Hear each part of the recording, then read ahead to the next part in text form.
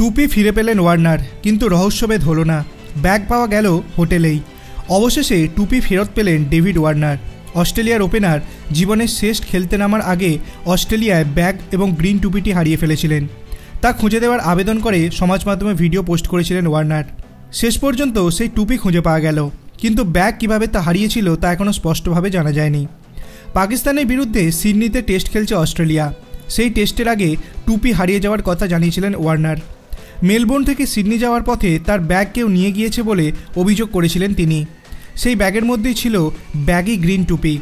Warner জানিয়েছিলেন যে তার ব্যাগ ফেরত দিলে তিনি উপহার হিসাবে এই রকম দেখতে আরেকটি ব্যাগ তাকে উপহার দেবেন।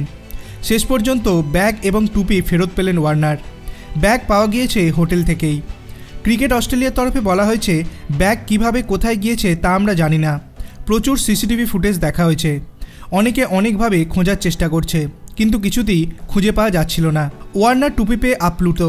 ওই ব্যাগে দুটি টুপি ছিল, একটি ওয়ার্নারের অভিষেক ম্যাচের টুপি এবং অন্যটি পরে এখন খেলেন ওয়ার্নার। তিনি টুপি ফেরত পেয়ে বলেন, আমার টুপি ফেরত পেয়েছি। দারুণ একটা খবর। হোটেল, দল এবং আরও যারা টুপি খুঁজতে সাহায্য করেছে তাদের ধন্যবাদ। আপনাদের কি মনে হয় একটা টুপি একটা ক্রিকেটারের কাছে কতটা গুরুত্বপূর্ণ জিনিস? আপনার অভিমত আপনি কমেন্ট সেকশনে জানাতে পারেন। ভিডিওটি ভালো লাগলে লাইক করবেন, চ্যানেলটিকে সাবস্ক্রাইব করতে ভুলবেন না। ধন্যবাদ।